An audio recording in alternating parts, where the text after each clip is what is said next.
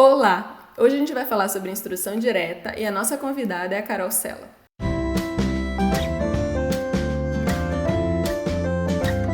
Dentre as práticas baseadas em evidência, aquela que eu tive mais dificuldade em encontrar um convidado para falar sobre experiência foi a prática da instrução direta.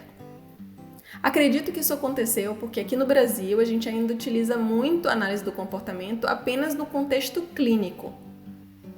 É difícil a gente encontrar analistas do comportamento no ambiente escolar, por exemplo.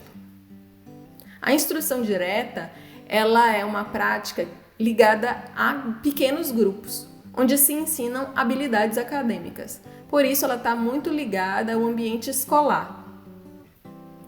Agora vamos chamar a Carol e ela vai explicar um pouquinho da experiência dela lá nos Estados Unidos. Meu nome é Ana Carolina, a maior parte das pessoas me conhece como Carol.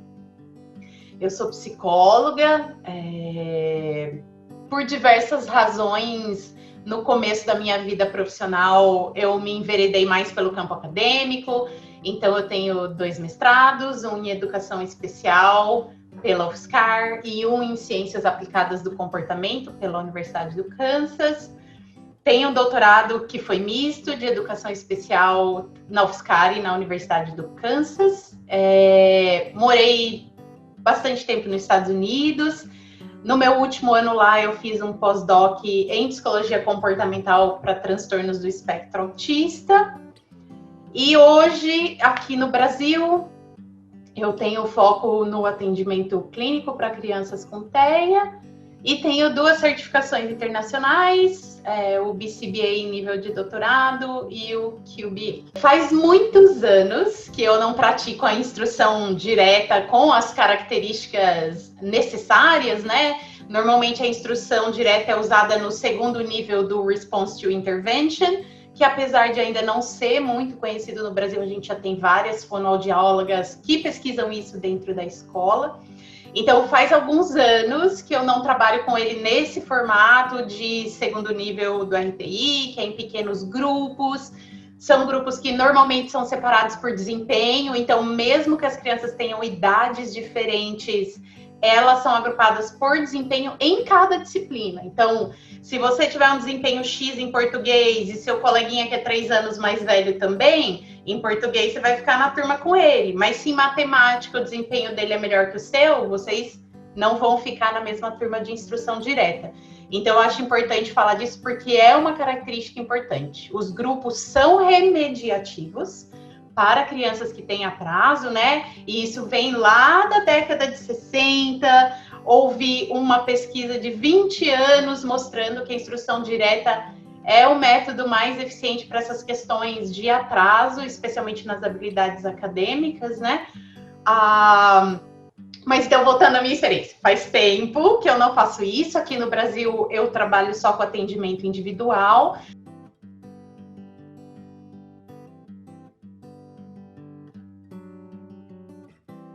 Eu acho que varia muito a forma, se vai ser por diagnóstico também, mas a questão principal é o nível numa determinada habilidade que vai ser trabalhada.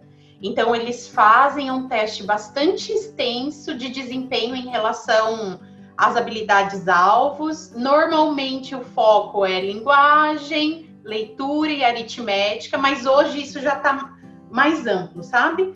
Normalmente, o foco são esses 3. Foi assim que a instrução direta começou.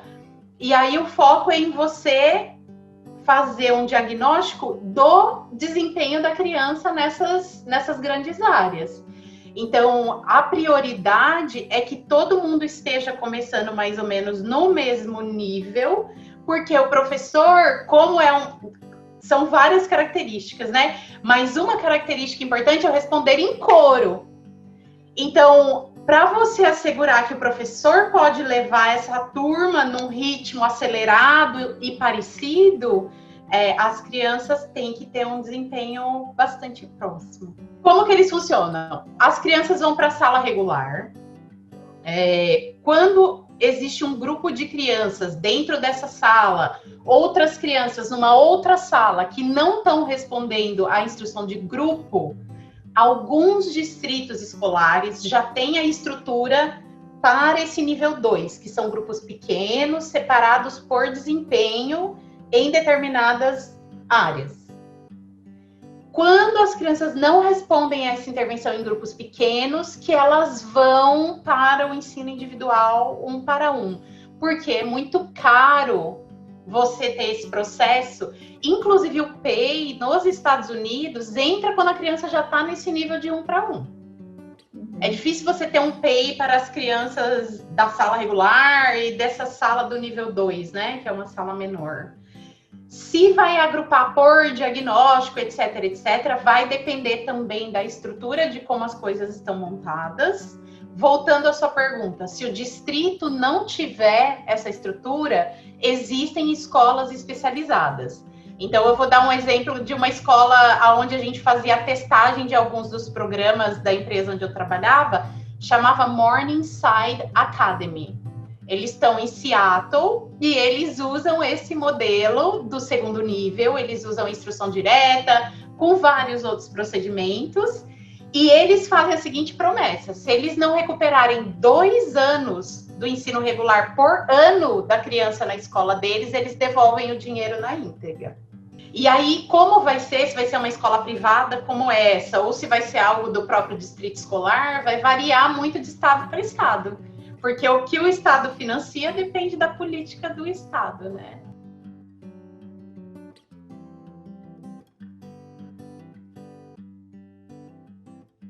Totalmente ligado à escola. E seja ela privada ou pública, né? É totalmente ligado à escola.